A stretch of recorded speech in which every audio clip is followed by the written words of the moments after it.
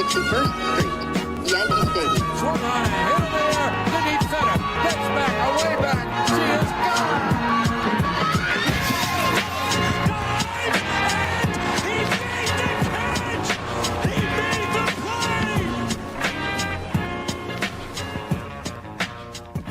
All right, welcome back to the Boys of 161st Street, episode 113.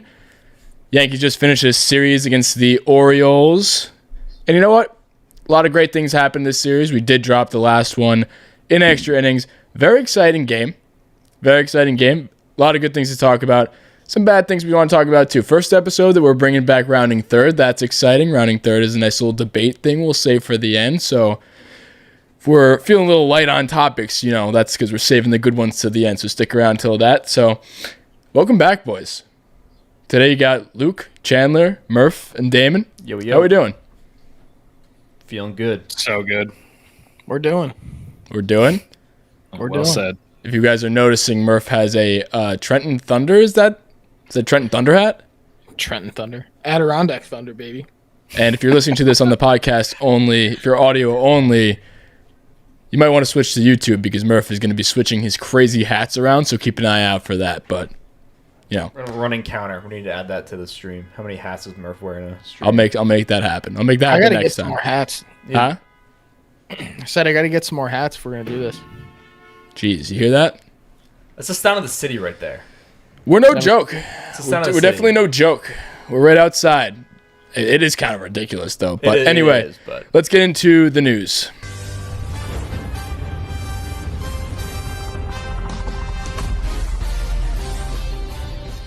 So the first thing I wanted to get into, obviously we got to address the elephant in the room.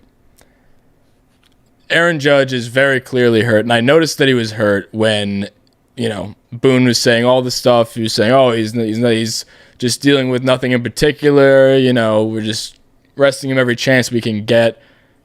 I've had enough of them just beating around the bush and just straight up lying to us. We've been lied to again and again and again about this guy and his health, and it's getting to the point where it's not even defendable anymore, if that's a word. There's no defense for Aaron Judge anymore. If he's actually truly hurt, and in situations like this, it's usually, you know, oh yeah, we're just gonna try and, you know, give him scheduled off days here and there. Even if you give him scheduled off days and he's not out for a extended period of time, and he plays at this rate, he's gonna be out for half the year basically, just based on scheduled off days, and that's not good. So I don't know. What are your guys' thoughts Honestly, on this Judge stuff before we get too deep into it? They're doing him an injustice every time they say he's dealing with some soreness, and that's it. Because now everybody's just pissed off. And they're pissed off at him, like, even if he is hurt, like, which I'm sure he is, and we're going to see that he needs, like, his whole left side of his body amputated tomorrow. But, like, they're doing him an injustice because everybody thinks, as a fan, how the fuck are you missing a game with general soreness 6 days in and you're a Major League Baseball player? All you do is bring criticism to him and deflect it from yourself if you're just going to keep giving us that same bullshit excuse time after time after time, year after year after year. I don't even think that's my biggest gripe. My biggest issue with the whole thing is, I mean, besides the fact that, yes, Judge has been getting injured, and like that's a whole issue in itself, but the real reason I'm upset is because they're never honest with what's going on.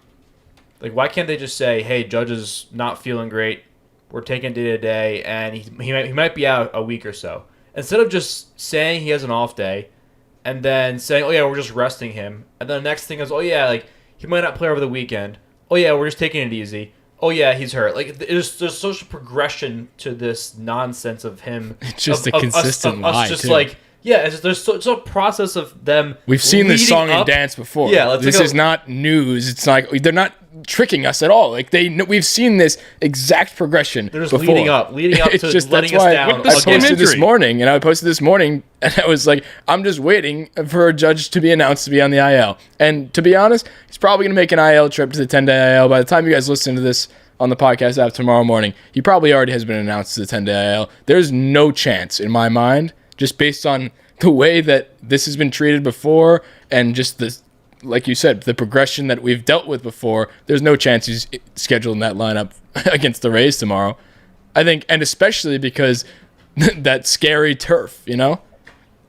What do you think I the got- odds are he plays a week from today? 0. A week? I don't know. We don't know. Like, I wish I would knew. I wish I could give you an answer. I think he makes a trip We've to do a seen the 10-day same thing IL. over and over and over. Like, it's every fucking time. It's the same thing, and it's the oblique every time. It's the same oblique. That's why if it was something else, like, at least they fool me for like a week when they're like, yeah, his calf's a little sore. He'll be down for like 2 games, but he'll be fine. Like, that's at least I can somewhat believe it. But the oblique, it happens twice a year, every year. It feels like, at least. I don't believe it. I think I'd say there's a 10% chance that he doesn't go on the IL. I knew he was so hurt when he didn't even get pinch hit. He was the only guy left on the bench in that extra inning game. He was wearing a sweatshirt. He had no plans on going in. Boone said he was staying away from him the entire time. Like, you got Brett Gardner in there against the lefty in the 10th inning with a guy in runners in scoring position. And that is, if that's not a prime time to put Aaron Judge in, literally your hottest hitter too. We haven't even mentioned that. That's what the first sign that we knew that he was hurt, because he's getting a scheduled off day just to keep him off the field, get him, keep him healthy. Coming off his hottest fucking game of the short season. I know it's short, but he just went 3 for 5 with a bomb of a home run, and you're getting that's how I knew right out of the gates that there was something wrong. Along with the other things that they were alluding to before, like, nothing in particular. He's a little under the weather in spring training. Remember that? Mm-hmm. It's just all these things combined. It's just read the fucking tea leaves. Not even read the tea leaves. Just it's so obvious, and it's annoying because, like we said before, it's every time, and it's just disrespectful at this point. I know they don't owe us anything, but I mean, you owe us enough to not be this blatantly just lies. That's the most annoying thing to me. I may get some flack for this, but I think, I've always been the first to jump on the Judge bandwagon and, defend him. I think if he misses a significant chunk of this year with another like soft tissue injury, like an oblique or something like that, I don't know if that's actually what it's called, but it sounds professional, so I'm going to roll with it. But if he misses I think so. Yeah. If it's another one of those and he misses an extended period of time, I think it's seriously time. And like I said, people say that as an overreaction or because they're pissed off. But I think if he misses significant time this year, it's time to seriously sit down and consider if he's an extension candidate. As sad as that is, because the guy has everything it takes to be the cornerstone of the franchise. But if he can only play 50 games a year, then what are we doing? Yeah, I agree. Well, the problem with that is there's 2 ways that could go. It could either be that he takes like I guess a more team friendly deal because he's been hurt and he hasn't played in the last 3 years for a whole season or even close to a full season. So that could lower the ticket price on him for when we do try to extend him, or we don't re-sign him for a ridiculous amount of money and some other team takes that gamble. Yeah. I don't at this rate, but again, like if that does happen and we're even considering that, what I don't know. Do teams jump on that? That's a whole different conversation, but I don't really want to get into that. But I think it is a good point to bring up, Chandler. I think that's a legitimate conversation that us as Yankee fans don't want to have, but there's got to be some discussion eventually about it if this continues to happen. But it's going to be a very uncomfortable conversation. Base. Sorry, I was going to say, I could be way off base. He could be perfectly fine, and he really is just a sore thing. And if it is just that, then that's fine. And I'll tell you the first one that I'm an ignorant asshole. Don't ever listen to me again. But if he's legitimately hurt for a long period of time again, it's at least time to think about it. But listen, if you said that a year ago, then I would say, oh, yeah, you're overreacting. Or a year and a ago, I'd say, oh, yeah, you're overreacting. Absolutely. But now it's becoming a trend, and now it's becoming a thing where every Yankee fan is just kind of prone to it. It happens, and now we're sitting and waiting once again to find out what's going to go on. And that's why it's really not an overreaction anymore. It's really an honest discussion that we might need to have. We don't know yet. I don't want to get too far into it because he could be fine. But if it does happen again and he is going to be out for another couple weeks or a month, it's going to be a really shitty conversation that we're going to have to go through. But let's move on. The thing is, though, if he is fine, then there's a whole slew of other questions that I have, because then why don't you pinch hit him? Then why are you doing this? There's no good outcome. There's no good outcome for this. Well, he has soreness. So if he has soreness, I get not pinch hitting him. Like, it's not like that was why he didn't play. Whether that becomes a week-long thing, whether that becomes an IL stint, that's different. But if he's feeling even a little discomfort, like if he stubbed his toe on the way to Yankee Stadium, don't pinch hit him at this point because we can't risk him having an injury from whatever soreness. So either way, I don't think anything we said just now is an overreaction at this point. Like you said, this is just the way it is now, and it's come to the point where it's not, like you said, one time or a couple times this has happened. This is now. I mean, there's a reason why every analyst comes into the year saying, you know, that when they're ranking the top 100 players, and they say, no, if he's healthy, you know, he's a top 2 player, top 3, top 4 player, whatever it may be, and that narrative is not going anywhere if he continues to do this, and it's kind of sad because he is a damn talented player, and honestly, he's right now, short season. He's coming into this season, and he's when he's in there, he's tearing the cover off the ball. He's batting .370 right now. I checked his sabermetrics. He's in the 99th percentile in every fucking category offensively too, and I'm sure defensively as well. So that's the most annoying part, and that's why we keep talking about it. But I guess for now we'll leave it at that until we have more information on it. Which there's one thing I want to address before we move on, and just a quick thing, because the biggest rebuttal to that is the people are like, yeah, well, he's not injury prone. Look at his early injuries. He was getting hit in the wrist with a fastball or, you know, whatever. And yeah, I agree, and that's why I've defended him up until this point. But in the last couple of years, we have a couple obliques, a calf, and then, you know, like a hamstring or something else. There's a couple other ones tossed in there. Once it starts becoming stuff like that, then it's time to worry. It's not the freak injuries anymore. Mm-hmm. So that's all I have to say, because I wanted to, you know, at least address that, because, you know, there's going to be one asshole out there like, he's not injury prone. He got fucking hit by a fastball. Yeah, that was 4 years ago. All right, let's look at the some people were now. even saying that it was because he got the COVID shot. Yeah. Let's just leave it at that. If that's why, I mean, that can happen. I don't know. We don't know. Well, so I mean, unless he got his COVID shot in like his lower back or wherever your oblique is. Like if he had a sore left arm, okay, sure. But speaking of that, though, they did say shot and my oblique felt fine. But speaking of that, they did say they were getting the COVID shots up to 80% mark by like next week or whatever it may be. I could be wrong on that, but they said 80% soon. No, 85%. I think this week they said. Yeah, how do you think that factors in? Because Damon was out of commission the entire next day after he got his Johnson & Johnson one, but Johnson & Johnson. I'd rather be out of commission for one day than have what the Nationals went through. All right, let's move on. That's enough out of Judge. We just we almost didn't want to talk about it, but we so had to. So we need to address the elephant in the room when we open this episode up. On a lighter note, the Yankees pitching has been unbelievable. To contrast the hitting has been miserable with runners in scoring position, and we've all seen it. That's been a trend. Murph has changed his hat to his Wayne's World hat. Wayne's World. But what used to be our strength, and it still is our strength, but currently our strength is pitching, which is the opposite of what you'd think would happen, right? So runners in scoring position has always been a problem of ours. Yesterday alone, they stranded, what was it, Chandler? 24 people on base? Sorry, I was coughing. Yeah, 23 yesterday. 23 people on base. They had 13 hits compared to the Orioles 4. 19 the day before. In the 7-2 win, there was 19 left on base. That's kind of ridiculous, but that comes with a home run or bust team, and that's just what we are. And that's exactly. When you have the only player who kind of puts the ball in play is, you know, DJ LeMahieu and doesn't go for the home run every time. You know, 1 through 8 other people on this team or 7 other people on this team, the majority of the people on this team are home run or bust people, and that's just going to happen. The runners in scoring position the runners in scoring position are at home plate, and they're not on second. When somebody's on second, the runner in scoring position is at home. They don't even pay attention to that. They're trying to hit a home run. You're in scoring position when you step in the box on this team, and it's annoying, but, you know, to contrast that, the Yankees bullpen so far this season, 24 innings pitched, 1.13 ERA, and all Yankees pitchers combined 54 innings pitched with 1.83 ERA. That's not bad. That's crazy good.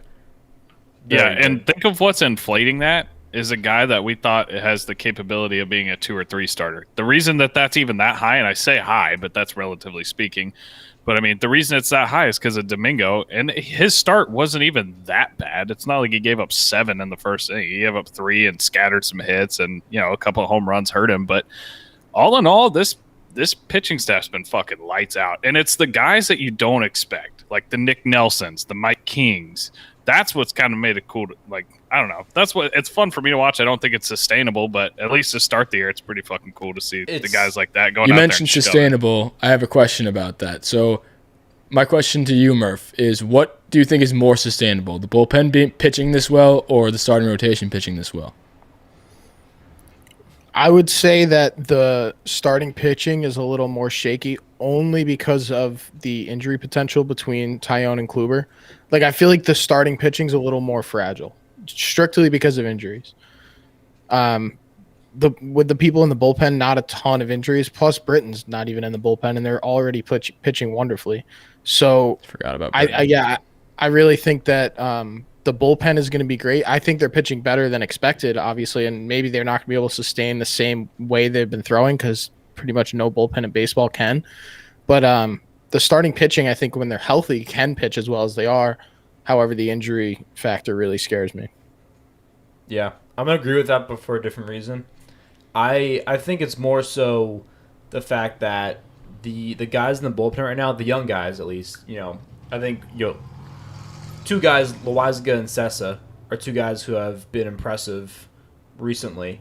And they've been two guys who have been in the league for a little while now, and have always kind of like pitched well but not good enough, and kind of been going back and forth and haven't really found their sustainable spot, I guess. They've always been so inconsistent. And we had a whole episode to shit on them.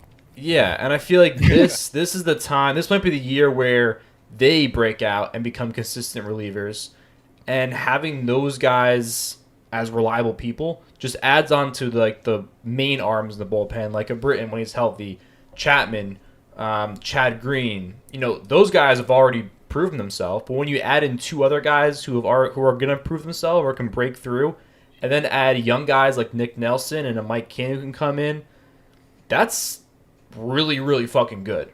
And I think those pieces together make it more sustainable, and it's more so them being good than me having less trust in starting pitching. Chandler, somebody in the chat said, I know Chandler had to like watching Sessa come in during the extras. So. You know what's funny about that? I was so Chandler, fucking first of all, mad. I was so worried mad when he came in because I knew that if he blew it, I was never going to hear the end of it from you.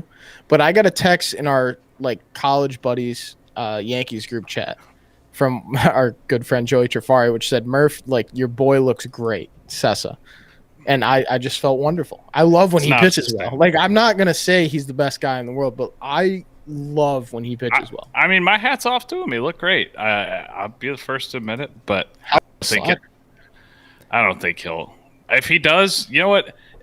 Kind of what Damon was saying. I don't think it's sustainable, but if it is, it's nice to have a bullpen full of guys where you don't have one that's just the designated, I'm going to get just dick down every time I come in.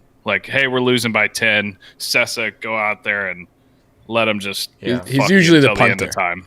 Exactly. He's the so punching bag. If our punter ends up playing, that's I don't have high expectations for him. We've talked about this before too. The conversation between guys like Sessa and Loaizaga. And Loaizaga is starting. I don't want to get too deeply into it because I know that's your rounding third. We'll talk about that more in detail later. But if guys like that can produce, and you still got guys like Chapman, who apparently still, if you thought he couldn't throw hard anymore, he was touching 102 the other night, and probably more than that, honestly. I saw 102. Backstop. He had nobody was on base, so no harm, no foul, but he hit the backstop. He was kind of wild. Straight pitches, and Michael K was given the wild thing, and he hit the bull, Bull Durham. I was just a bit outside. Yeah, I heard that one. He messed it up, but he was that's what he was trying to say, and then they said I hit the bull too, so that was funny. I'll tell you what, dude. But Chapman was splitter. Yeah, I was about to bring that up. So Chapman splitter makes me want to. It makes me want to erase my own memories of playing baseball. It's that good. I don't want to remember times as a hitter thinking that that's a possibility of that coming towards me. It's that fucking good, and he learned it in a year. And his slider is still one of the tops in Major League Baseball. And now he was learning all these things too, because apparently he was getting older and his velo was going down. But if you guys remember, and if you guys were listening to the podcast in the offseason, I looked at the year-over-year analytics of his fastball velocity, and it really wasn't coming down. It was coming down like 0.5 miles per hour on average, and he's hitting 102 in April. Usually pitchers need to stretch out. You see guys like Garrett Cole who are throwing in. Nobody's come close this year, right? Like To Ohtani, him? I know when Ohtani hit that home run a 101.5. couple days ago. Okay, so I guess Cole hit so 101 the other day. People Dude, are Still, yeah, I mean, people are it's- throwing pretty hard. sure- I'm pretty sure that at the time, I very much could be wrong, but I'm pretty sure that 102 is the hardest in the league so far. Maybe it's the new And for baseball. a guy that's I don't know. throwing, Hicks hit 103 last night. Jordan Hicks did, I believe. oh, of But course he did. Yeah, he's got a rocket attached to his arm. But He didn't yeah. pitch last year too, so that's exciting. But back Yeah, to it's Chapman Tommy and John. back to the entire bullpen Oh, as a no. whole. When you got a So- guy like him at the top of it, and then you got everybody else who's doing their part too. To tie it back to my question real quick, Murph, I think the bullpen is more sustainable than the starting rotation for the exact reason you said about it being, injury riddled. You got to assume that a couple of the starting rotation guys are going to get hurt. They're trying to counteract it by doing that 6-man shimmy Cole into the 5 every time, like that whole thing. I like that. Which I love. I I love that they're doing that, and that is a testament to the depth that we have in the starting rotation. But I think with the breakouts of guys like Nick Nelson, Loaziga, and hopefully Sessa, but guys like that, Chad Green, Britton coming back, like you said. We haven't even seen Justin Wilson, and then Chapman, and Oh my god! I think we have a lot of depth. We haven't even mentioned him, but Devy's still in the alternate site. Like Devy's gonna Mike come King up out of the pen too.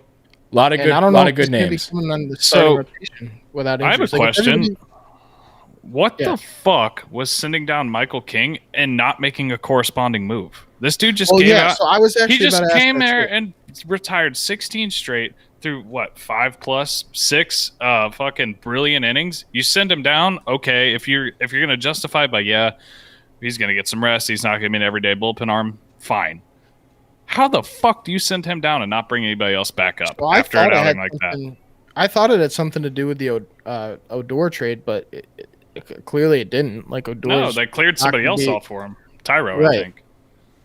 off the 40 man, but I meant off the actual MLB roster. I thought maybe he'd be coming up as like a bat for some reason, even though we already have 4 on the bench. Or I thought maybe Britton was coming back off the IL, but that obviously didn't. I realized that wasn't the case either. So I don't know. They still haven't made a move, right? It's been like 3 days, 4 days. No, you got to figure something is fishy about Somebody's the gotta Odor be signing. Well, And, we'll address Odor right now because we didn't really want to talk too much about it.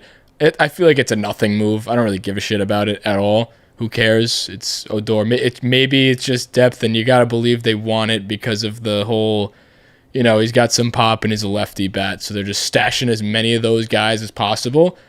And Yeah, I they're mean, searching for diamonds in the rough with the lefty bats. That and aren't as good this as they is used kind of what we were doing with the starting rotation too. You get enough guys that are ragtag guys, and then eventually they'll figure it out. Well, if a couple of them figure it out, then you're good.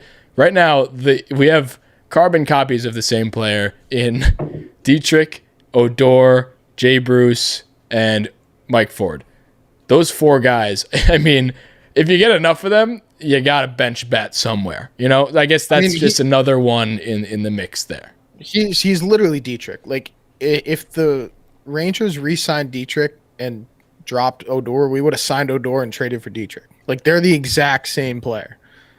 And then the fact that they retain the salary is the only reason that move makes any lick of sense. Like we got him for basically nothing. Yeah, there was nothing on our side too. So I don't really care about the worried deal. about that at first, like because Me I knew too. that they signed him to a huge deal, and I Like was like, 27 what the hell are we million, doing? right? We don't have any room on the cap for this year. And then I was like, they have to take the salary, so thank God they did. But Yeah. But yeah, that was our little Odor talk. There's not really much else to be said about it. I don't even think. I mean, maybe Blame he'll- it on the Yankees for making us nervous about that. After keeping us in the dark on injuries and stuff, everybody's initial thought is, "Oh fuck, like Luke's out till June." I mean, Or- don't speak too soon. Yeah, You never know. bite your tongue. No, I'm saying that's where my mind initially went. I actually kind of like mine's that. still Now there. now that you mention that, though, like maybe that's how they're like kind of preparing for the possibility of people going down. Like, would you Exactly. rather have somebody that's not MLB ready come up, or would you rather have somebody yeah. who needs a second chance come up? They got a lot of options, and that's fun. So, whatever. None of which are very good. None of which are very good, but it's like you said, it's not a bunch of prospect options. It's a bunch of guys who have done it. I mean, Jay Bruce, say what you want about him, but he's got like 300 home runs. So it's a guy that has been there. And if you got a bunch of these guys, and we're going to need them, we're going to dip into them in a 162 season. I mean, Jay Bruce, if you need if you're talking pinch hit bats in a playoff game and you're out of bats and you're an extra inning game and you got him stashed away because the lineups are expanded in the playoffs, that's where I like what we have there. That's what I don't know that all these guys will be on the team by then. Maybe we have to cut them by a certain period of time and then they get picked up because we don't have enough roster spots or whatever it may be. But having these guys and at least having 2 of them or whatever it may be on the expanded roster in the playoffs, I'm cool with having that guy as a pinch hitter versus just some random guy like Estevan Florial who's never done anything at the major league level, or guys like that. That's a hot button The issue odds, for me. the odds of Odor somehow, because of injuries, cracking one of the playoff rosters and having like some pinch hit, like I don't want to say home run, but like just some good at bat in the playoffs because he's a vet, are the odds, like those are way better odds than the 2 prospects we gave away even sniffing the show. So why not? This is way unrelated, but kind of funny. One of my friends just sent me a tweet of John Means last night pitching against us, and an up close of him with his hand in his glove. His fingers had so much like tar and shit on them that they actually got stuck to the glove. You can see him like fucking trying to pry them off, and they like yank off. Nice. Was that good? Yeah, it's good. Nice. That was good. I heard you kind of go the direction of the fingers with so much tar on them. I was like, okay, I'll let you finish, but I'll slide it in there. That's also 8 out of 10. Yeah, you should have kept it. I set myself up for that one though. You should have kept it the All right, first moving one. on. Shut up and just let Next Am I thing- still supposed to grade? Am I still supposed to grade those? Yeah. Hey, what was that? 8 out of 10? 8 out of 10. What was the second one? Wait, there were 2? Exactly. Okay, so that was Okay. Forget that happened. Two's Moving too on. many. This is actually a pretty interesting topic that I wanted to talk about. The Urshela double leading into the sock man. Apparently he's Ricky Henderson, but he comes charging around and goes from the first to home play. Those are so exciting to me, the first to homes. And I feel like those have been happening recently. Some of them get thrown out at home more recently, seeming like every day, like Chandler said off air. But that play specifically, I wanted to bring that up. 1, because it was fucking electric. And 2, because I think that is the exact play that the MLB is trying to get by deadening the baseballs. Because if that's what they're after, I am all for it. Because Murph, you've said this too. That play is, I'd rather watch that play 9 times out of 10 than a home run. Just home runs are cool and they're good highlight reel plays. But when you're watching the game, would you rather have 9 to 10 seconds of excitement, heart racing, like is he gonna make it? It's gonna be a play at the plate, rounding third, whatever it may be, or would you have like just a pimp job home run, which is cool, but it's more exciting. Well, so the other yeah, way around. that's the thing. Like, so when I sent that text, I didn't want to send like a long paragraph explaining my entire thought process, but that's what podcasts are for. So I'm gonna spill that out and explain my rationale for saying that. So like, yeah, a home run, like there's nothing cooler than a home run in baseball. And especially like a go-ahead home run and whatnot, whatever. But since they're so rare, like especially the first to third or any play at the plate for that matter, like when it's a play at the plate, you can see it like in the outfielder's eyes and how they throw the ball that they know he's rounding third and going home and they're sending it. There's nothing cooler. And so like I'm sitting at my girlfriend's house last night, just like kind of had my AirPods in watching the game. Like it was very quiet in their house. And then on 2 separate occasions in the game last night, I got up and like started screaming and yelling and scared the shit out of everybody. And it was when Tauchman scored and when Wade scored, and then a little lesser when Gio scored because I didn't think they sent him. But either way, I'm thinking of it as like kind of a scenario where you're watching it with your friends. You hit a home run, everybody's excited. You're high five and whatever. This one, you get the whole build up to it first. Like it's overdone. This one, you're up there fucking 2 inches from the TV screaming, like fucking waving them on yourself because, that definitely helps. And then you get the excitement after it. I think I agree with that. I'm a big fan of the home run, but it's pretty fun. my one problem is that it doesn't fit the Yankees as well. But That's all what right. I want out of the We're a Yankees. long ball. I said that a couple episodes but we're ago. not I built for want. that.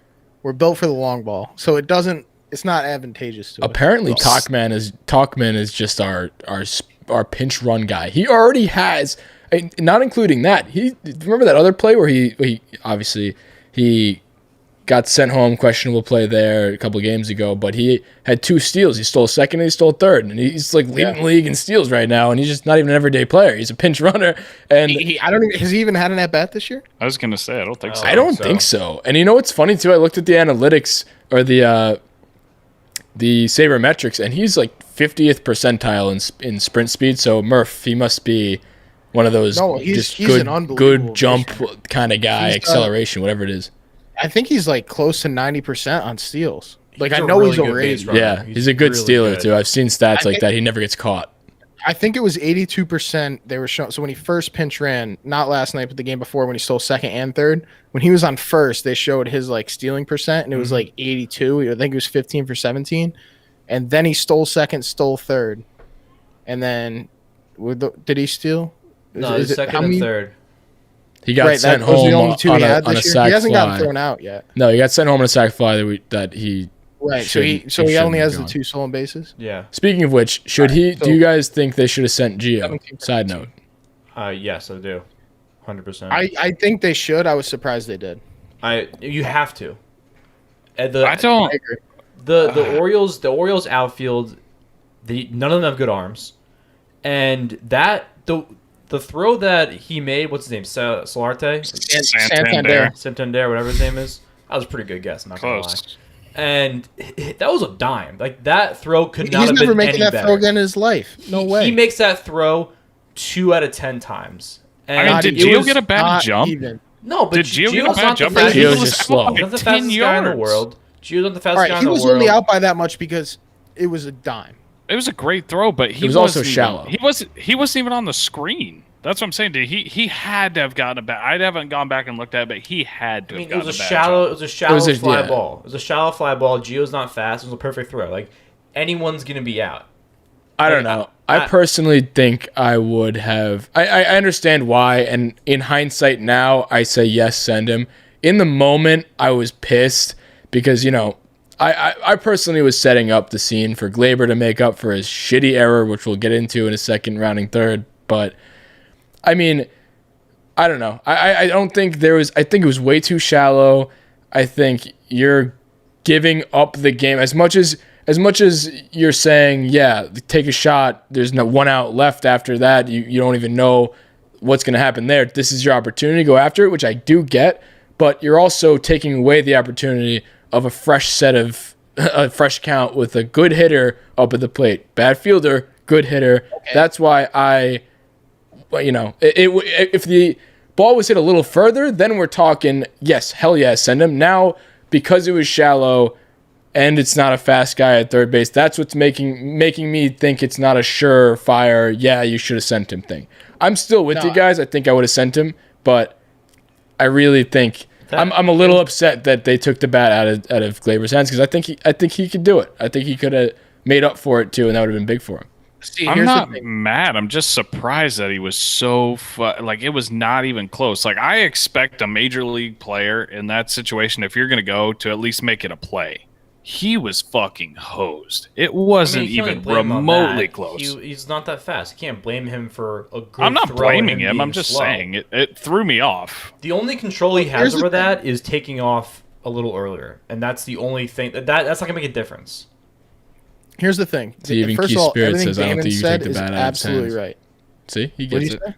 Keith Spirit Gaming, same guy who said Chandler was happy about Sessa, says, I don't think you can take the bat out of Gleyber's hands at that point. And I agree. All right. Well, here's why he's wrong.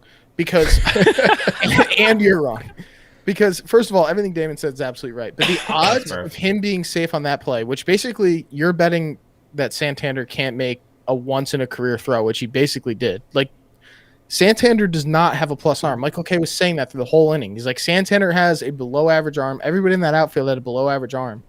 And to have Gleyber get a base hit in that situation or to have Santander make a perfect throw, the odds of Santander making that perfect throw are significantly lower. So you send him. If Here's that my same play rebuttal happens to again, he's that, safe. though, and kind of to back up Rella and our friend in the comment. If he was out by that fucking much, it doesn't have to be a perfect throw. He could have skipped it twice, Yeah, picked he it was on the other hosed. side of the plate, turned around Disagree. and tagged him, and he still would have been out.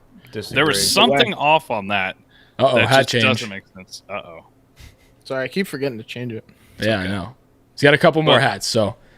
Either way, I'm just Ad for saying, the if you're YouTube. out Go by check out the that YouTube. much, Get faster, really. That's the only real. Well, but no, you you got a third, too. That's not. He was up by a lot, but that's still about half. Like, it's a half a second. If you skip it twice, then that's a really bang play. And if it's offline, then he's safe.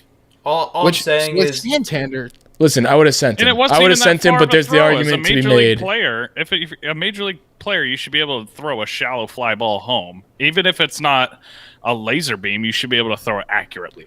180. Well, given that we had 2 bang plays at home that were safe, maybe that's part of the reason they thought luck was on their side or something. But if he didn't go and then Gleyber gets up and strikes out, then everyone would be saying, "Oh, we should have sent him. He's a shitty arm in the outfield. He would have been safe." Yada yada yada. So like, there's no. I don't care what other people are saying. I agree. I think we should send him in that moment, but there is the argument to be made on the other side. It was the right call. Yeah, in the moment. Cocky, I think. I like that we're being aggressive, though. I like that we're being aggressive on the face pads, and that goes with it, huh? Yeah. Phil Nevin's third base coach, right? Yeah. Right, I mean, I don't care. I mean, he sent he sent Tauchman home. He sent Wade home, and they were both safe. So maybe he was rolling the dice. He had the 2 fastest people on the team. He was having a hot night. I don't care. At the end of the day, it's game 6 of the season. If he gets their 7, whatever fucking game it is, if he gets thrown out, he gets thrown out. Who cares? If it's game 7 of the World Series and this happens, then maybe we have to have an in-depth conversation about it. But as of right now, you can argue it all day. It doesn't. At the end of the day, we lost. Who fucking cares? Gio's slow. We knew that. Like, it's an April game against the Orioles. Yeah. But the mindset is good. I like having the mindset. I agree. The mindset of the aggressiveness is a good early sign. Let's put it that way. Take the positives out of it. My question to you guys is, do you think... Oh, we got a lot of questions here.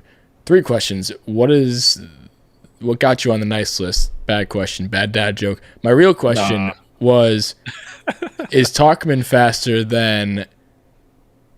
Don't say Wade. Not Wade. If you say Wade, I'm leaving. Gardner? No. Is Tauchman the 3rd fastest guy on the team? I have a better question. Okay. So think of like 2004 when we played the Red Sox. Got it. We're gonna pretend we're the Red Sox, where you need a big stolen base, like when Dave Roberts did. Let's all cry about that for a second. But anyway, would you rather have Tauchman on first going to steal the base or Wade? Because Wade's faster than Tauchman, obviously. But Tauchman gets that jump. Tauchman a better base stealer. That's the thing. So I think that's the better question that you were looking for. Tauchman's also scary. Stealing the bag. Tauchman's also a scary football player guy who you don't want to receive the ball on that end and get trucked like in the bigs back in that video game. Anyway, what I was trying to say earlier was that when you look at him stealing the bases during the Blue Jays when Romano was pitching, he was going before the pitch. He lifted his leg up because he understood what was going on in the situation. Romano did the same movement every time. He saw that happening, and as soon as he looked to second or to first and then looked back to the home plate, he left. That's just good base running. High IQ. Any one of us would have been safe. Shifty. Yeah, any one of us would have been safe if we had that jump. I don't think Murph would have been Which safe. I would have had lost that jump. All right, maybe two out of 4 of us would have been safe. Who's the 2? I know for Chandler's not safe. Damn sure you're not.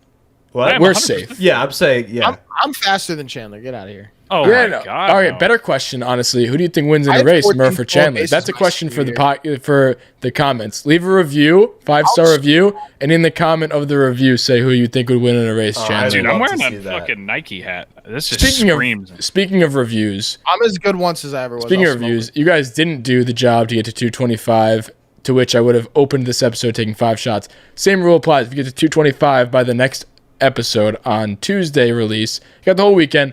I'll open the episode with 6 shots of Tito's. Back to your regularly scheduled program. What were you You're saying, such Murph? a hard ass, dude. I think it's just fun. I'm just messing. And I'll eat a baseball. Now I forgot my original question. I think Chandler's got you beat by his step, Murph. You are out of your goddamn mind. Nah, Murph can move. I had- Chandler's an oaf. Oh, buddy. I mean, that's mean. Listen, I'm not going to say I haven't lost a step. But, Maybe with that hat on. I did have 14 stolen bases my senior year of high school. That was People don't talk that was about before that. you discovered what beer and whiskey was. This hat isn't helping me, but As he puts on a leprechaun hat. listen, Good timing. I can wheel. All right. Well, I think Six-pack finish back line, to I'm the beating Yankees. it Do you think 15 seconds. Talkman is the third fastest? Is anybody faster than him? I know Wade and Gardner are definitely faster than Talkman, but who is the third fastest in the Yankees? I think it's Talkman, right? Hicks Am I is forgetting probably up anybody? there. I don't think Talkman's that I think fast. Judge is faster than Hicks. Yeah, I we're really not going to don't- talk about him. I really, really do not think I don't Talkman's want that Judge to fast. Watch that video again of If Talkman Judge rounding tries to third. move fast, he's hurt. Listen, you have so. to be at least somewhat fast to steal bases at like 85, 90%. We read the fucking percentage. He's in the 50th percentage. Yeah, He it's is early. fast. It's He's early. deal with it. He's deal with it. He's fast. All right, let's get into rounding third. He feel that ball is going to get down and go to the wall. Here comes Prince. They're going to send him home. Here's the throw to the plate. So, for those who are just tuning in for the first time, rounding third is a fun little segment. We keep the more debate type topics for rounding third. Guys rounding third, we give our pitch, elevator pitch. Is he safe or out? Everybody decides. Basically, is your take right or wrong, whatever it may be. We tend to debate. We try to keep the news to the news, but we get into debates anyway because we're assholes. So, these are designed to be more of the debate topics. So, who wants to go first with the rounding third? Chandler, you had a good one. Why don't you start us off? Okay. I'd be happy to. So, my rounding third, take it how you may. I say by October of 2021, Johnny Lasagna is one of our most trusted high leverage guys. And I know that sounds crazy, and I know that sounds wild, but the dude is nasty. We've known that for a long time. He's been nasty. He's got the major league experience. He's finally, I know it's 6 games, but he's putting it together.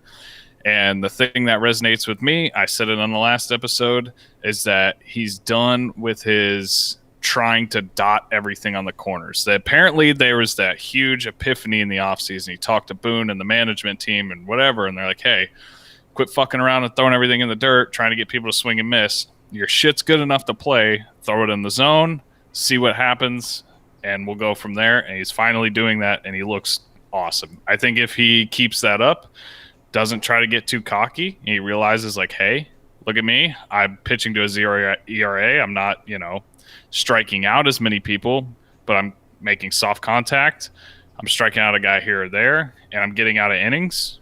If he realizes that and can stick with it, then I think there's no reason to think that he can't be a trusted high leverage guy come October. I think everything that you just said is absolutely right, but I think he won't. But- I think you're out, and for one reason, and it's that we have 4 high leverage guys. If everybody's healthy, we have. Okay, Britton, but they can't O'Day, pitch every night. Chapman. No, they can't, but 4 of them can. Like how many? Okay, but think 4 about high let leverage me- guys is enough. Let me put it this way. Think of our rotation come October. You're going to have presumably Cole and then Gleyber and JMO. Sevy. Sevy's not going to be one of even said Sevy, playoff time. even Sevy. How many of those guys are going to be able to go 6-7 innings?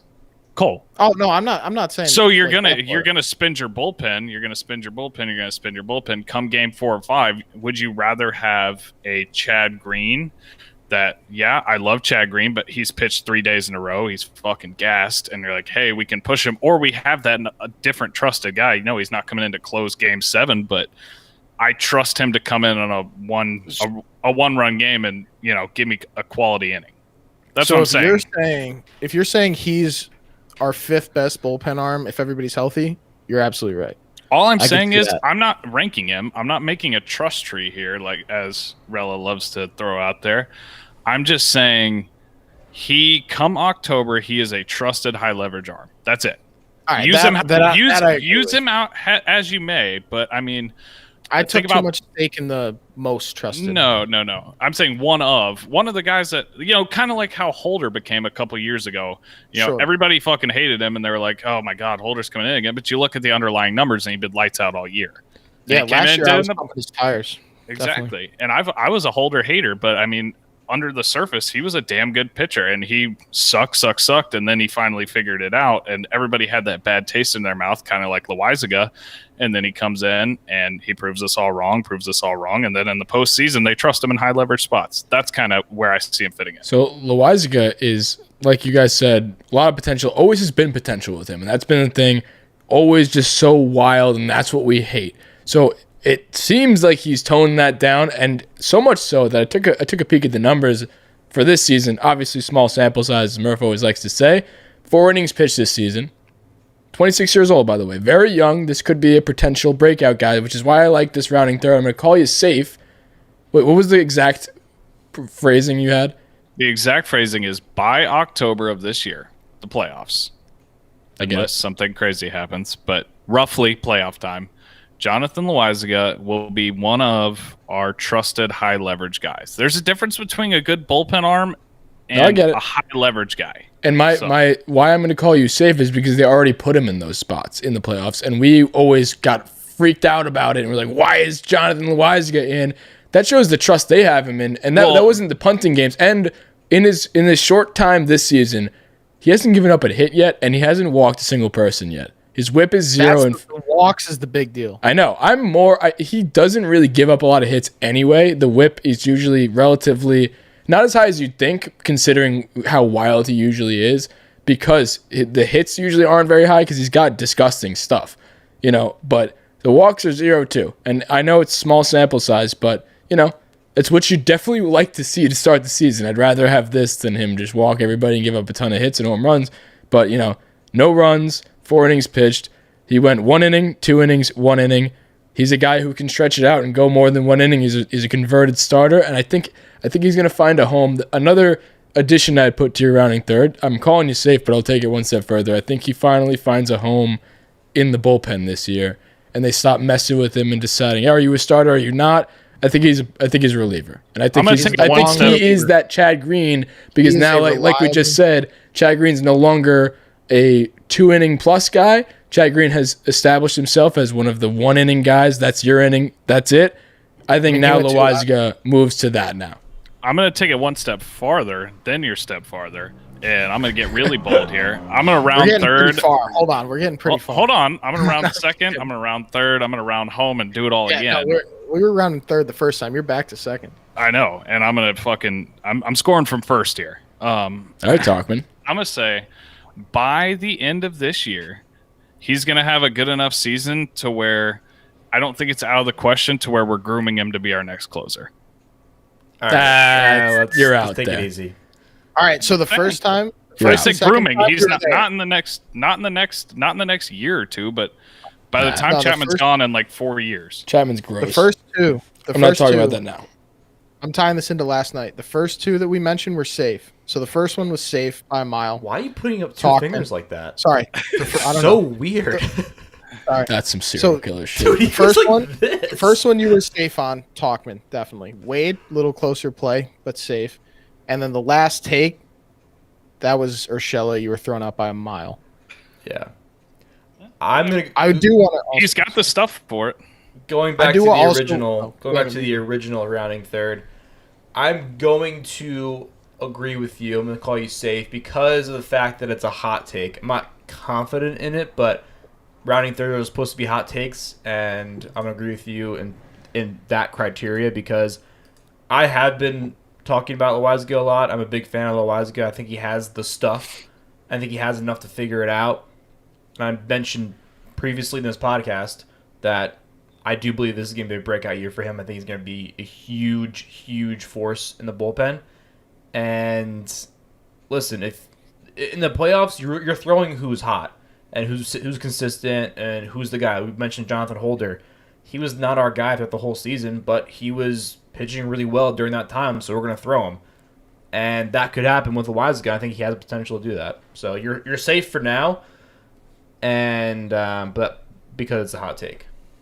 I just want to highlight that when we did roll calls for the first time, not this summer or not this winter, but the winter before, that Loaisiga was maybe going to be in the 5th starting spot, and Damon and I were tooting his horn saying he's good, while Rella, you and Kev, this was pre-Chandler, but Rella, you and Kev were very against him, and Damon, we were I didn't, but I did. Yeah, good time. And no, but Damon, we were half right. He's not the 5th starter, but he found a home, and he's I mean, listen, it's always been the thing that he needed to figure out the control, and I think with a guy that has such a live arm, and this is why I have confidence in him now. And I would disapprove of him first. I've been historically wrong on a lot of things, and I'll admit that. And this is one of them. And it wasn't anything, necessarily crazy wrong. I just didn't think that he would figure out the control thing. Young guy, still 26, and now he's figuring it out. So I do think that figuring out the control, in hindsight, I should have realized that it's actually one of the easier things to do in terms of teaching him to do something. If you have that speed, that velocity, he can just take a little bit off, and he's still got a damn good fastball. So, and then you figure out the control, and then you add it back on when you got it down, you got the mechanics down. So I have a lot of faith in him. I don't think I'm going to go to the extent that Chandler did with him grooming to be the next closer. Listen, if it happens, that'd be wild. That'd be a crazy 180, but I'm gonna hang out right now with Chapman throwing his disgusting sinkers and 102 fastball. I think we got a couple more years of him. I'm not saying tomorrow. I'm saying post Chapman. Let me get into my rounding third. You said next year. Can I get into my rounding third? Next year. Oh, you said next year. I said no. I said not next year. You said after this year. I said after this year that he'll be in the conversation of being enough Well, of the you. good thing is it's recorded. future. You guys can go back and check it on your own We'll time. check the tape another time. Moving on. My rounding third is I am more worried about Gleyber defensively fielding his position than I am about Gary Sanchez. I think Gary, his main issue has been the pass balls, and this is a lot coming from me, who has been the notorious shitter on Gary. And I just set myself up for that one. That's what she said. He's been the notorious shitter on Gary. That's me. Gary. 4 out of 10. I was going to That's say 4 out of 10. 3.7. No, It's maybe. not as good when I set it up 4.7. myself. It's like doing a layup off the glass. It wasn't good either way. Either Well, way. layups off the glass are cool and tasteful. That was neither. Either way, I really, this whole Gleyber thing, this stems from last night when he had that awful error. Obviously, a lot of people will say, that's a routine play that Bruce needs to make. Bruce is out of position. Bruce doesn't need to make that play. A regular first baseman, yeah, maybe he makes that play, but you're a shortstop. That was so routine. That was to end the game.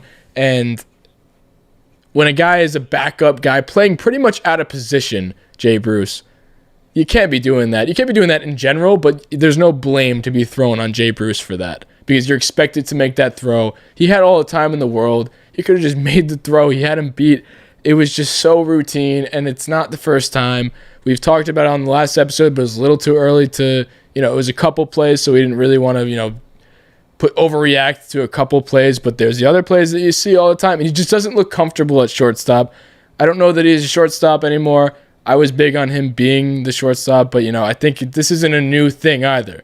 This isn't the first time Gleyber has made puppy dog errors and just the routine stuff. He makes some flashy plays where you forget about it a little bit, but I don't know.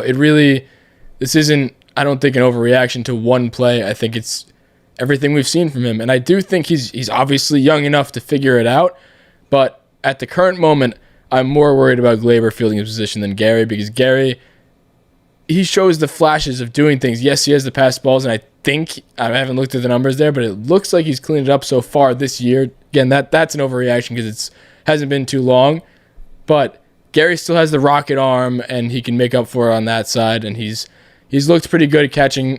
I'm very worried about Gleyber. What do you guys think? I'm definitely worried. I'm not going to sugarcoat it. I'm definitely worried about Gleyber. The thing that the reason I'm leaning more towards I am more confident in him than Sanchez is because it's mostly throwing errors.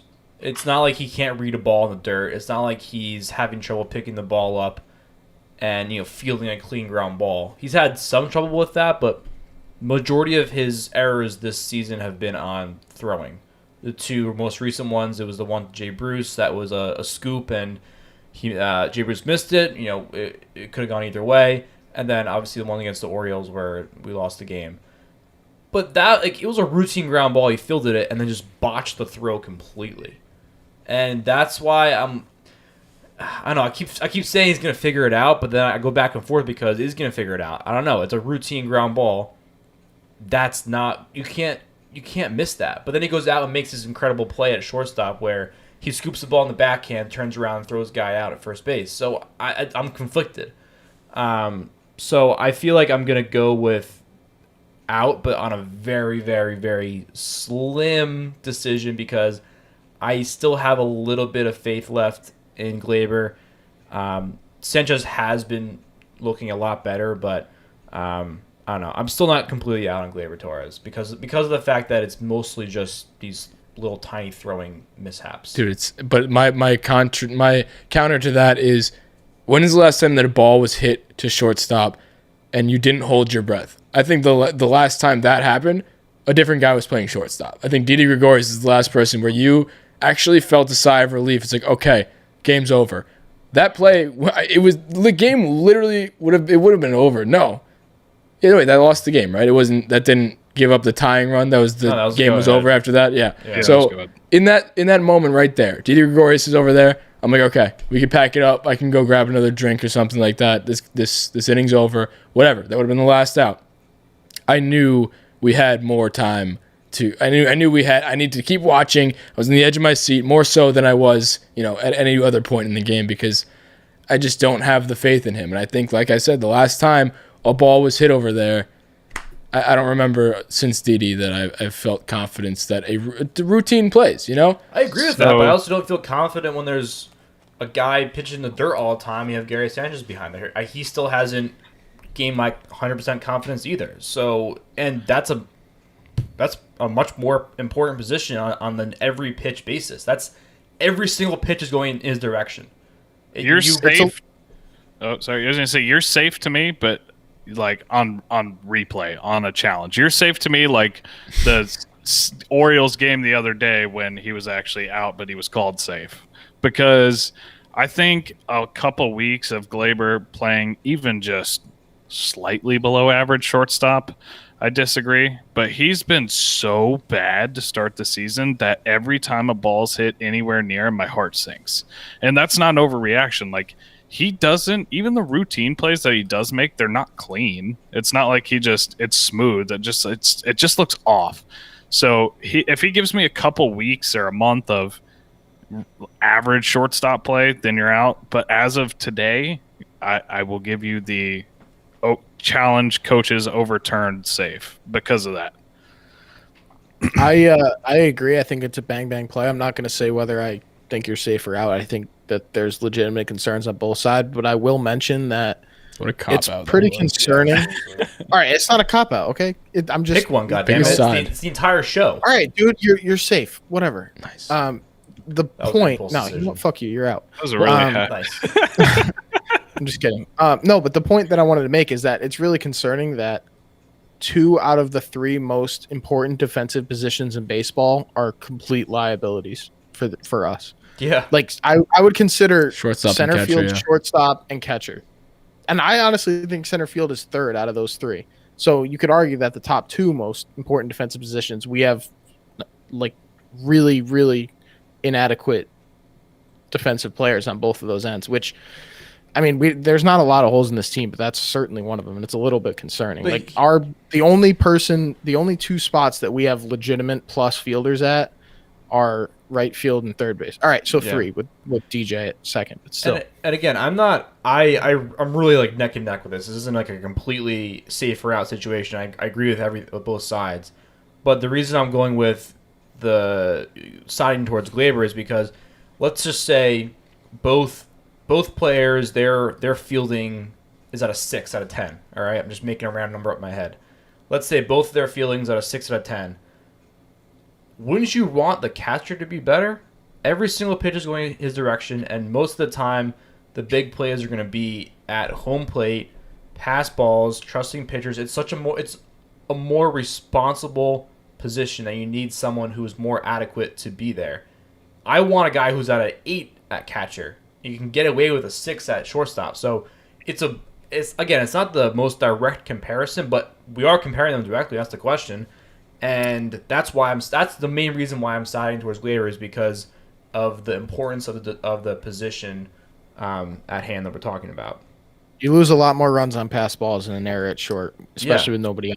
But the difference is, though, that Gary makes up for it a little bit with his plus arm. Yeah. People are stealing, whereas Gleyber doesn't really have anywhere to make up for it defensively. All right, so I would love to take a look at the total number of bases that have resulted in errors or pass balls from both of them, and I guarantee you Sanchez is going to be a lot more because of the pass ball situation. Like if Gleyber has he had 9 errors last year or whatever it was.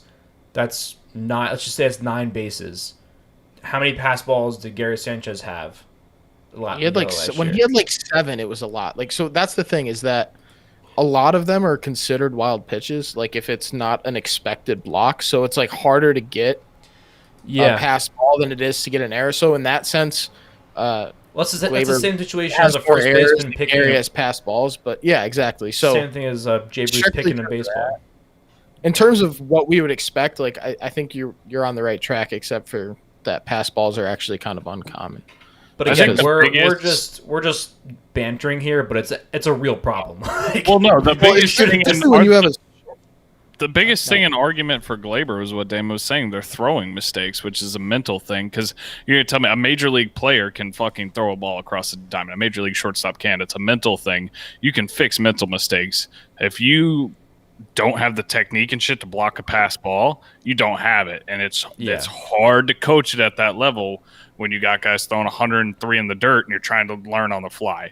You can fix a mental mistake of throwing across. The dude's just got the yips. You can, I mean, it's a pain in the dick and it's a real thing, but you can get over that. It's a lot harder to learn on the fly to fix your catching mechanics.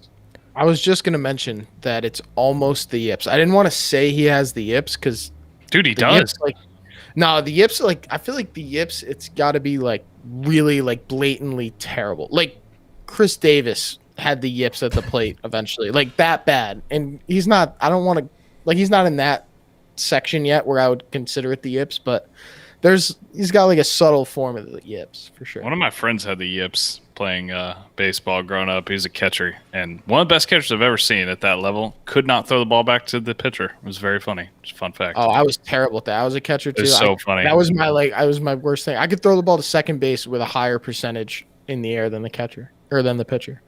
Here's what I do want to address with this is I am not at all on the same boat as the people, on Twitter and everything are saying, and people have texted me this too. My friends from home have said, hashtag Seager 2021, hashtag Story 2021. These guys are most likely not going to be available, number one. I don't see the Dodgers not spending money. I don't care how much they've spent. They clearly don't give a shit. They weren't going to spend money to get Bauer, and they did. Spent $40 million. Doesn't really matter to them. Money clearly doesn't matter. And Mookie. Trevor Story, Mookie as well. Trevor Story, I also don't see. I actually maybe because I don't see us getting him, but I certainly don't see him staying with the Rockies because why? I don't know. No one knows what the Rockies are doing, but I am not at all. Gleyber is 24 years old. If Loizaga can figure it out pitching, I think Gleyber can clean it up from a fielding perspective, part of his game. I just want him to field at least average because I posted this too, the story, the SpongeBob thing. Just like I need him to field at least adequately so that people can talk about how great offensively he is. Because I got some of his rookie card, and I'm not trying to have some of these headlines out there with my man Gleyber because that impacts my wallet. So, but more importantly though, I do want him to just, if he even, like I said, adequately fields his position, then he doesn't have the headlines. And obviously this one is a big headline because it was to lose the game. But storyline going forward with this is, do I have confidence in Gleyber fielding? Not really. Do I think he can clean it up? Absolutely, I do. It needs to happen soon. Because it needs to happen tomorrow. And that tomorrow, like you said, that's not even an overreaction too, because tomorrow is big for him. Yeah. What do you do after a night like that? Which is why I wanted the scopes full circle. That's why I was like, okay, maybe put the game in Gleyber's hands so he can just forget about it, win the game, make up for it, and then your clean slate start the next game. Now he's had the whole entire off day to think about what he did, because that's the last thing that we saw. Sounds like you're about to ground him. Gleyber. He's had so much time to think about it. Dude, he's a young player. He's our age. Imagine what you would think about. I think about shit like way for something way less than that. I think about it a lot. So it's definitely something to watch out for on pitch 1 of next game and going forward, but that's an immediate thing I'm looking out for. As soon as this game starts, the only thing I'm looking for isn't who's pitching? Kluber? It's not Kluber. It's not Kluber, how he's doing or whatever it may be. I'm looking at Gleyber, how he's doing. Gleyber's my favorite player. He is my favorite player on this team.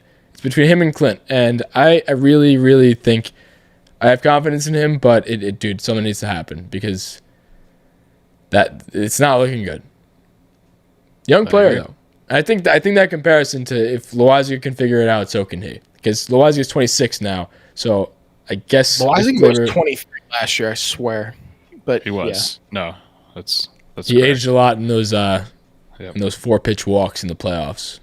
Took a couple years off his life. No, like I swear when we did his roll call last year, he was 23. I swear. You guys want to know a fun just update on dyslexic. Judge I just saw?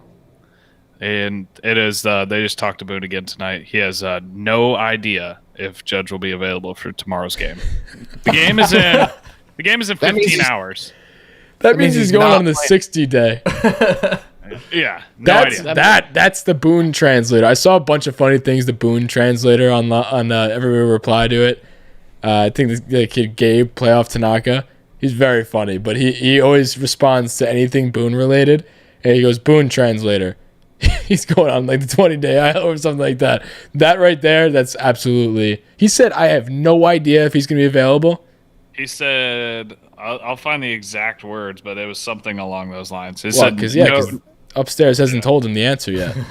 he's the puppet. Hey, pop up. No, they found out the fucking answer 2 weeks ago. And they're like, yeah, you can do whatever. And then whenever it acts up, we'll just tell everybody that you have general soreness. And the thing that I know is way off topic, but the thing that makes me laugh is in this same thing, he was like, yeah, that's not why he got pulled from the game on Wednesday. It happened on Tuesday. This happened Wednesday morning. We've been lying to you for way longer than you think.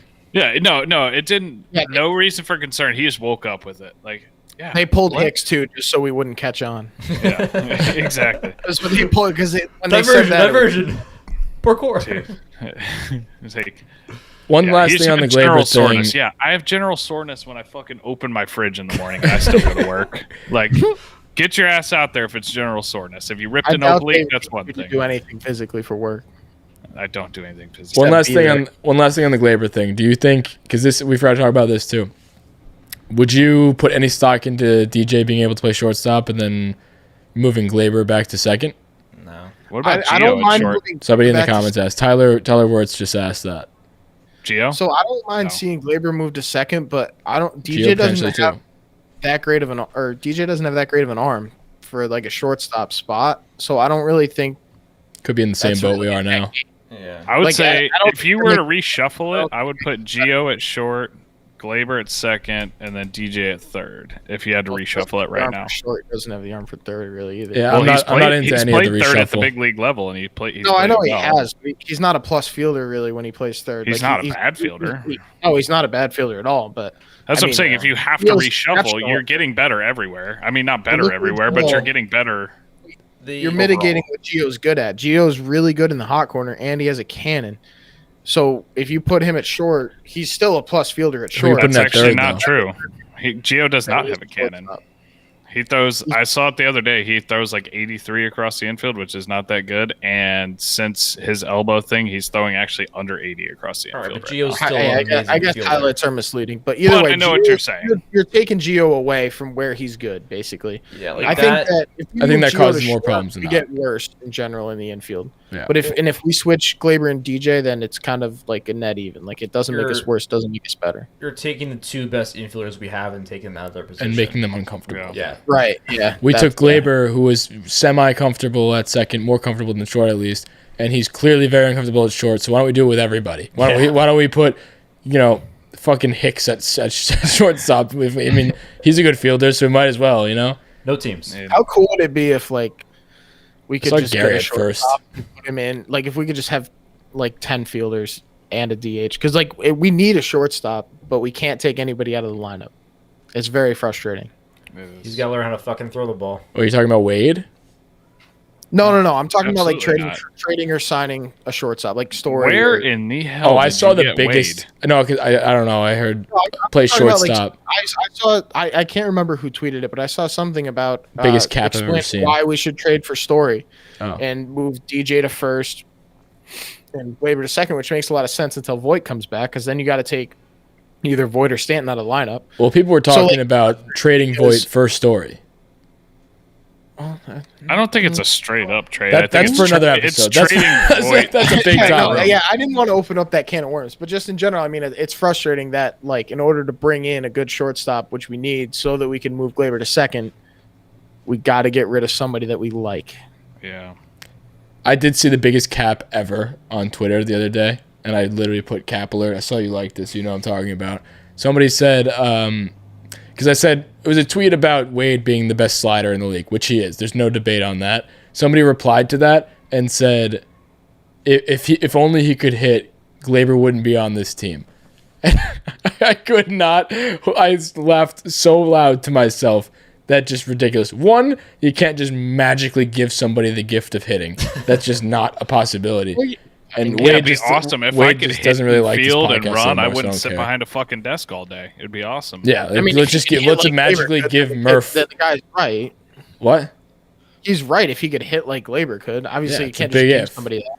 But it's the same thing if Gleyber had the speed of Wade and the sliding ability of Wade and the fielding ability of Wade, then Wade wouldn't be on the roster either. We can't make him my player. Why don't we just give Murph the godlike legs and arms, and maybe he'll be a Division One pole vaulter. What do you mean give him that? I don't know. Let's just go ahead and say what already is in My arm's a existence. little off. I got a shoulder thing, but my legs are in good shape. Yeah, take you really seriously with that hat on. I like the mix. You forgot one. There's one more, right? There's two more that people didn't see yet. Maybe you saved the last one for that. Well, it's coming out.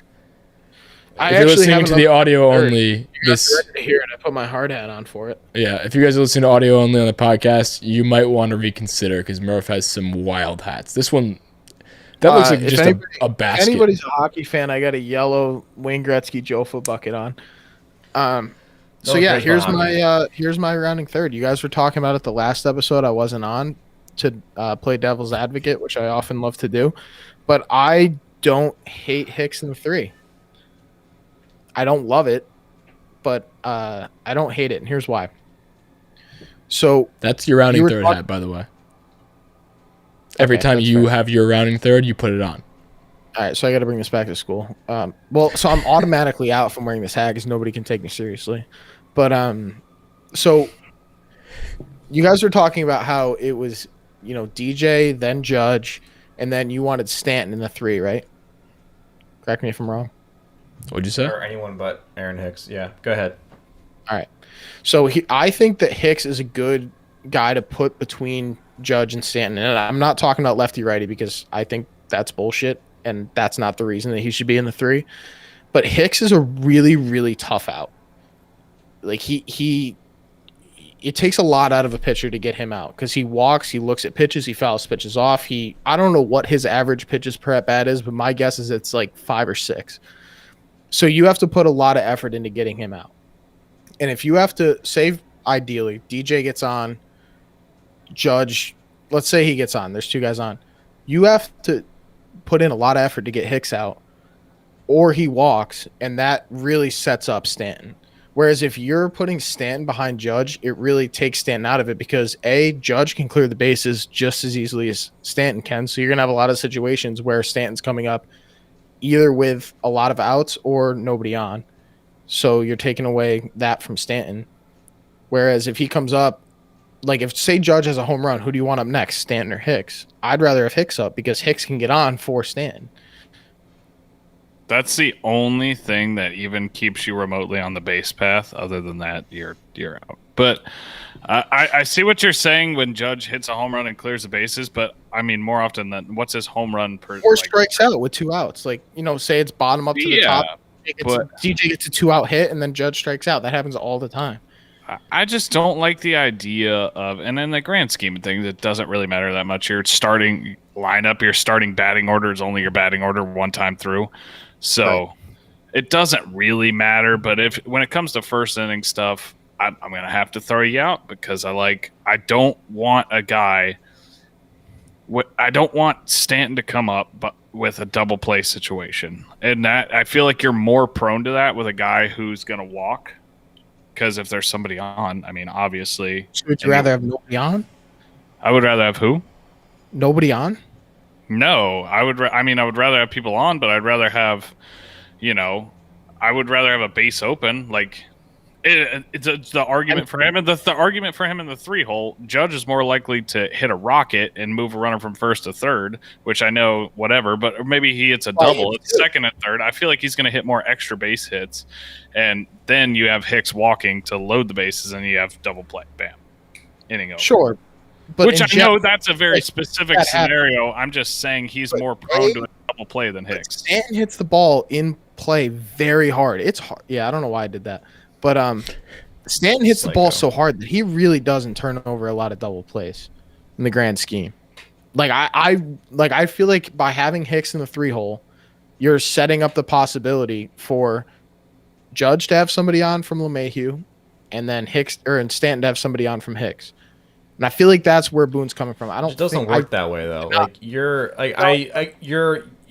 idea sounds good on paper, but the percent of time that actually happens is is very, very slim. And we're looking at the grand scheme of things here and the general construction of the lineup. Him at 3 just seems like a forced decision. I think there's better options out there in terms of what's the best, what gives us the most opportunity to get runs, not let's overthink the lineup and try and construct it for this magical outcome that may or may not happen. So you're out. See, I don't think it's a magical outcome though. I think that the grand scheme of things is that DJ gets on the best, the most often. Judge is our best hitter. So then wouldn't you also want to they want to kind of set up Stanton the same way and have our guy that gets on base the second most before Stanton, who's our second best hitter.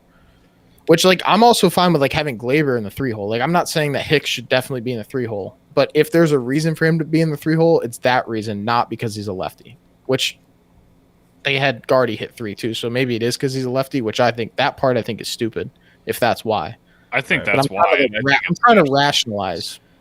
Yeah. Anyway, we talked about it. We talked about it a lot in the last episode.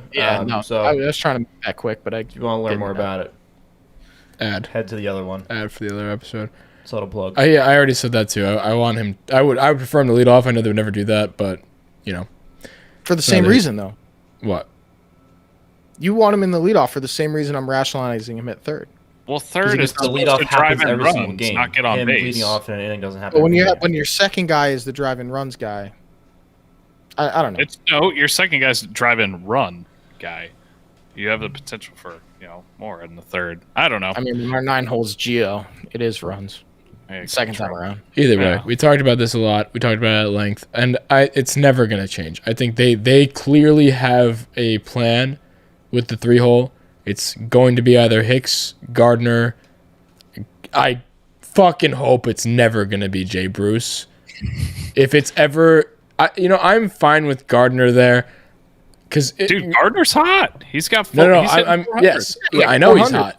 Gardner's playing great, and I'll come around. He's an awesome guy to have, and he's clearly not taking any time away from Clint in the outfield. And that's all I wanted out of him. I love Gardner. I didn't want him to take time away from Clint. So that was my one bugaboo with that. It's clearly not happening, so I'm happy. Gardner, I'm okay with in the 3-hole, because clearly they have that agenda that the 3rd-hole hitter is going to be not a righty. So if they're going to do that, I'd honestly... I'm not ready to give up on Hicks in the 3-hole. I'm kind of with you there, Murph. I think Hicks is a good hitter. He never will hit for high average, but he will get on base, and it's a good out. He's a very tough out. He's got a very good eye. Between Judge and Stanton, that's going to take a lot. Prime real estate. You said one thing there that I want to kind of clarify. You said I'm not ready to give up on him there. I don't want to give up on the guy. I don't think he ever should have been there to start. You're right, but they clearly have the agenda as it's going to be either Gardy or Hicks, and I don't think you can really. I don't think one is so much better than the other, so I'm good with that because I know they're not going to change it. If that makes any sense, that's clearly what the Yankees are doing. It's anything we say. We're doing radical changes, at least radical to them because they clearly are doing this. This is their thing. They do that. They want to break up the righties. So they're never going to do any of our lineup construction we made with Hicks leading off and DJ batting 3 or Gleyber batting 3, whatever it may be. That's not crazy. It's just crazy to the Yankees because they would spit at that. That's not what they want to do. You know? They're not going to change it. That's why the take wasn't that Hicks should be there. It's that I don't really hate it. Like it, you know, like I was basically just playing devil's advocate for that. It's not the worst thing in the world. That's like barely a rounding third. Rounding third, you got to be passionate about it. Like, this is the answer. Tell me if I'm safe or out. I was on the last episode. I would have mentioned it then, and I wouldn't have even mentioned it today. I just wanted to get that out there. Okay. I think that's it for me. This is a little bit of a lengthy one, but you know we're in the swing of things with the season. We're excited. We have baseball tomorrow against the Rays. Start a nice little series of 3 or 4 games. No, wait, it's 2, right? That's just a Subway Series thing. No, sometimes. it's 3 because Monday we're playing Tampa Bay again or Toronto again. Yes, that's correct. That is correct. Tampa Bay has been limping, so they're coming in. They're coming in. Obviously, you know. We got to face Glasnow. It's not. No, we miss Glasnow. We miss Yarborough. I want Glasnow. Give me Glasnow. I want Glasnow too, but I don't think we face him. I think it was somebody in TBD. It wasn't anybody that I really. No, I'm pretty sure. Archer. Very insightful. We're facing Archer, I think. No, we're playing Rich Hill tomorrow. Rich Hill. Archer on Saturday. Archer and TBD on Sunday. It's Glasnow. Worried about TBD. Sounds like I don't think it's Glasnow. What do we got? I think We have Kluber, Montgomery, or Kluber. Fuck. Herman. Hamron, and Montgomery. There you go. Listen, I love what I've been seeing out of this starting rotation in the bullpen. I'm excited. Sounds for like 3 wins to me. I don't know. I hope. I would love to just beat the hell out of the Rays. That'd feel wonderful. I would love that. If we sweep the Rays, I would just feel great. Can I throw a side note before we wrap it up? I All think AL it's East matchups, absolutely fucking hilarious that in every single Yes Network, Yankees broadcast, they throw the stable at 98 and just shit on the Rays for it. It's every broadcast. It's fucking hilarious. Yeah. They jumped the gun on that. Oh, a couple quick shout outs before we close off here. Shout out to Jameson Taillon. JMO. First time pitching in a real game that mattered in 700 days, was it? It was 700 plus. 700 plus. 7-0 What? I think it was 7-0 something, yeah. Yeah, 700 plus. So, claps to him. Snaps to JMO. Dude, he just I'm so happy for his mental state. You see all his tweets and stuff, and how he's just happy to be here kind of guy now. He is never going to take a moment for granted. It's those type of tweets, and I just love seeing that. He's happy to just be out there and be playing baseball, be bopping with the boys. Shout out Luke Voigt. Hopefully you come back soon, buddy. But yeah, he looks very happy to be there. Other quick shout out that I want to do. Maybe this is what we do at the end. Little topics we didn't really get to, but little shout outs at the end. Just things that need to be said. Just something cool that I saw. Just like kind of cool tweets that I see, I guess, is what this segment is going to be at the end. Giancarlo looks like he wants to punch you in the head. Giancarlo Stanton already has 4 batted balls, 115 miles per hour this season, 115 plus. No one else has more than 1. So, cool. Don't boo Stanton. That's my PSA to everybody else. Don't boo Stanton. He hits the ball hard. He's very good at baseball. Breaking news. The guy that's built like a fucking Greek statue hits balls hard. All right. Well, that'll do it for me. Anybody else have any closing comments? I'm good. Let's go Yanks. I'm excited. I'm excited for the series tomorrow. If you made it this far, you guys are the real ones. Make sure to check us out on YouTube. We are streaming every episode live onto YouTube now, into the Bronx Pinstripes YouTube. You get to check out Murphy's great hats. He's not wearing a hat right now at the end, but you know. He has a whole bunch more that he hasn't debuted yet, so you don't want to miss out on those. He's got a stable full of hats. That maybe one has a propeller on it. You don't know. Is he even listening right now? No, he's checked out. He's so checked out. Yeah, I don't have a. I don't have a stable. Well, make sure you check out the YouTube. We're going to be going live. How many? If we get how many people before I get a helicopter hat? That's for the reviews. Do you want to make that one of the review things? No. I want to make this people a YouTube thing because they're the ones that are gonna get to see it. Okay, so we have about 700 subscribers. If we get to 800 subscribers by the next episode, Murph will put a propeller up his ass. Whoa. No. Nope. That He'll is- get a propeller hat. That's what I meant. I misspoke. Buy a propeller hat. I misspoke. Yep. But if we get 5 star, a lot of 5 stars, you're on the app. So